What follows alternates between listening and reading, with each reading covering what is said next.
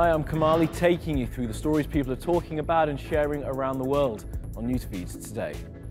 President Trump opens his latest building, and it could be the spark that ignites the occupied territories. We hear from activists aiming to put their bodies on the line as a last-ditch effort to save the two-state solution.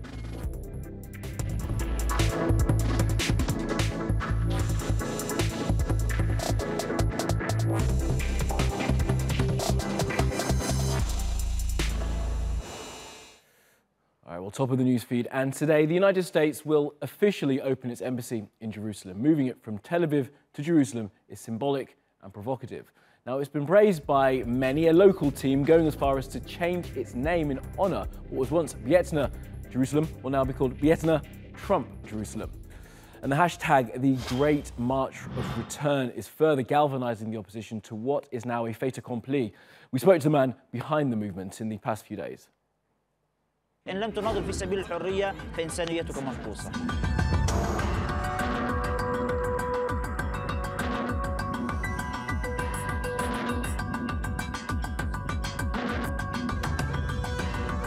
يعني كانت في 7 ديسمبر 2017. ففي تلك الليلة سجلت خاطرة على الفيسبوك بأنه يعني حتى الطيور والحيوانات أكثر تصالحاً مع الطبيعة من البشر، يعني لماذا البشر يقيموا هذه الأنسجة وهذه الأسلاك الشائكة بينهم؟ بعد حوالي شهر كتبت خاطرة أخرى كانت كالتالي: ماذا لو أن 100,000 أو 200,000 من اللاجئين الفلسطينيين في قطاع غزة قرروا في لحظة واحدة أن يزحفوا بطريقة سلمية نحو السلك العازل ويقطعوا هذا السلك العازل ويقولوا نحن نريد أن نعود إلى ديارنا ونريد الحياة ولا نريد أكثر من الحياة. ختمت هذا البوست بهاشتاج مقترح من خيالي هو مسيرة العودة الكبرى. الفلسطينيون في حالة سجن حقيقي، يتعرضون للحصار، للموت البطيء، إذا لماذا لا نترك جدران السجن؟ شهر واحد فقط من كتابة هذا المنشور تحولت إلى تيار عام في المجتمع. 15 هو يوم يفترض أن يكون يوم ذروة، ولكنه ليس يوم النهاية. لماذا؟ لأننا نحن شعب نناضل في سبيل الحرية وفي سبيل الكرامة وفي سبيل تقرير المصير، فمبرر انتهاء مسيرة العودة هو تحقيق أهدافنا. هل ستتحقق بعد يوم، بعد شهر، بعد سنة، بعد 10 سنوات؟ دولة الاحتلال هذه عبء ليس على غزة وحدها ولا على الضفة وحدها ولا على فلسطينية الداخل وحدهم، هي عبء على العالم. إذا لن تكون إنسانا إلا حين تناضل في سبيل الحرية، إن لم تناضل في سبيل الحرية فإنسانيتك منقوصة. And despite the obvious humanity needed on all sides of this intractable situation, some people in Jerusalem have been celebrating this weekend, marking Jerusalem Day. Take a look at this.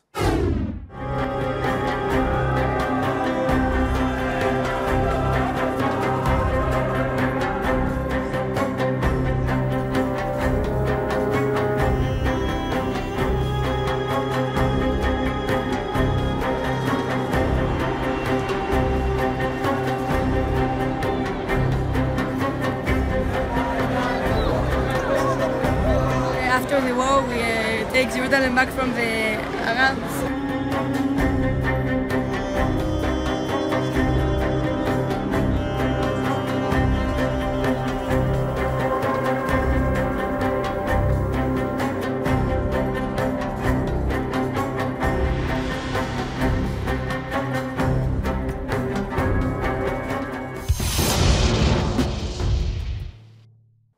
Now, the opening of the embassy is Trump fulfilling a campaign promise. And let's be fair, having a politician stick to his word is refreshing. But he also promised to bring peace to the Middle East. It remains to be seen what he's doing to do that, other than by sending his son-in-law to the odd meeting.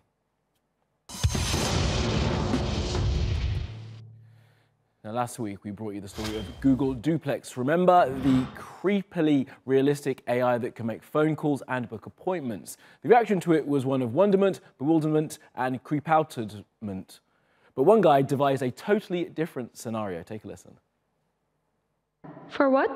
The appointment for you to come pick up your belongings from John's apartment. Excuse me?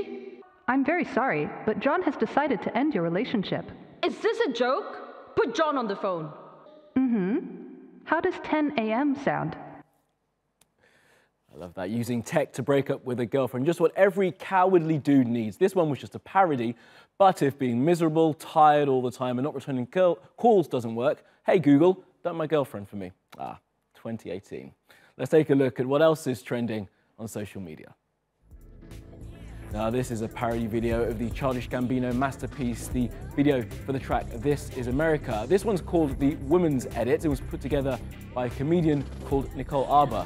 It replaces the tone of racial prejudice with the lines about female objectification and glass ceilings. Now some online hate it, some don't, but I've got a novel idea.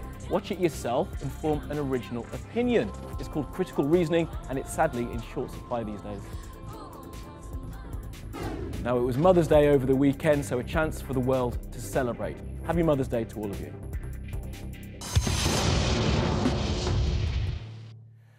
Now, elections have been held in Iraq, and the early results suggest rivals of the current Prime Minister Haider al-Abadi have done better than expected. Here's a breakdown of the complicated system used in a country that's still recovering from war.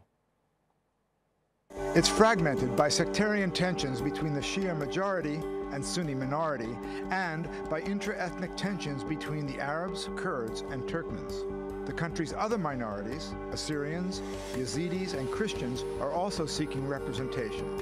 Iraq has had only 3 elections since the U.S. invasion in 2003. Before that, Iraq has been ruled for decades by the hardcore nationalist and secular Ba'ath Party, which was run primarily by Sunni leaders. The Shia majority in the country had little access to power during this time, and their dissent was often put down with brutal force, as was all dissent, including the predominantly Sunni Kurds. The simmering resentment of the Shia and the Kurds in the country boiled over after the U.S. invasion, as U.S. nation-building was simplistically divided along sectarian or geographic lines. Later, a Shia Prime Minister, Nouri al-Maliki, came to power in 2006. He was accused of pursuing sectarian policies against the Sunni minority and creating the conditions for the rise of Daesh, a terrorist organization which declared Mosul their so-called caliphate's de facto capital in 2014. The Iraqi army alone was too badly managed, too unmotivated, and too weak to fight against Daesh. It was joined by Hashd Shabi, an Iran-backed militia on the ground, and U.S. power in the air. The militias were accused of war crimes against Sunnis, and American bombings claimed many innocent lives. Meanwhile, on the borders of their autonomous region and disputed areas in the north, Kurdish Peshmerga forces were also fighting Daesh. Though Daesh has been mostly defeated, it came at a high price. The country's political scene left in tatters. 329 seats in parliament, 9 of which are reserved for minorities, are distributed to 18 governorates based on their population. 44 seats are saved for the 3 governorates in the Kurdish regional government, which has 2 alliances. It's not the parties, but the alliances which will allow representation of parties. The Shia bloc dominates the coming election, with strong candidates like current Prime Minister Haider al-Abadi, former Prime Minister al-Maliki, and Hashd Shabi's former commander Hadi al-Amari, who quit his position to run in the elections because the Iraqi constitution bans paramilitary groups from political participation. Forming a government isn't easy. 165 seats are required for a parliamentary majority to form a government.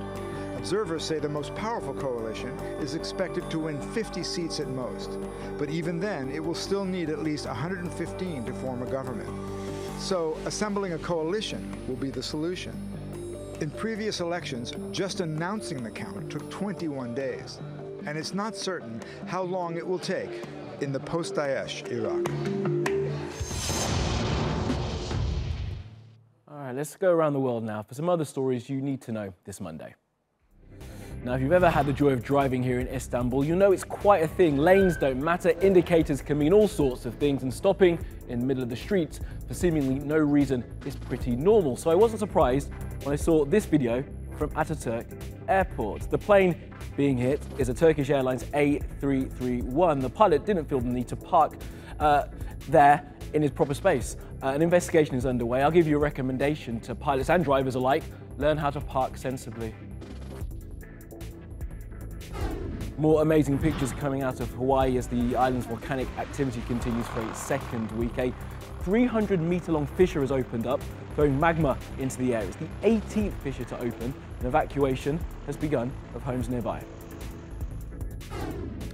82 women stood in protest on the red carpet at the Cannes Film Festival over the weekend. 82 is significant as it's the number of female directors who've had their films premiered at Cannes. If you're keeping score, 1,688 men have had their films open it. Now, it was organised by a French group campaigning under the slogan 50-50 by 2020. They want gender equality in terms of roles and remuneration in the French film industry in 2 years' time. Just when you thought the Marvel universe couldn't get any bigger, it does. Arrow and Lin Li will be in comics from this week, and they're the first in a whole new series of Chinese characters coming to a page and then obviously to a cinema near you. And in Marvel's diversity overdrive, they've announced that they're thinking of making a movie with Ms. Marvel. Now, she first appeared in comic books back in 2013 and is a character of Pakistani descent who lives in Jersey called Kamali Melbourne. Now, this robot dog can climb stairs, avoid obstacles and go for walkies without a leash. The people who make it are called Boston Dynamics, and they try and make it as clear as possible that this is not a dog with AI. It's just a thing that can walk around using sensors. It has full spatial awareness and is fully programmable. I'm sure it will still bark at the postman, and although it's pretty benign, Boston Dynamics do have connections with the US military, so something for us all to look forward to.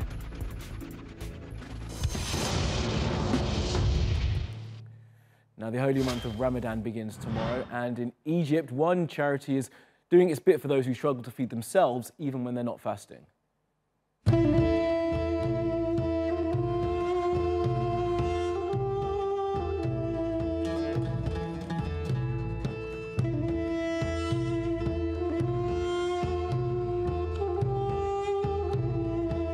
أنا باجي عشان خاطر الكرتونة، عشان محتاجاها، عشان أنا ما معيش إن أنا أكلف كرتونة زي دي.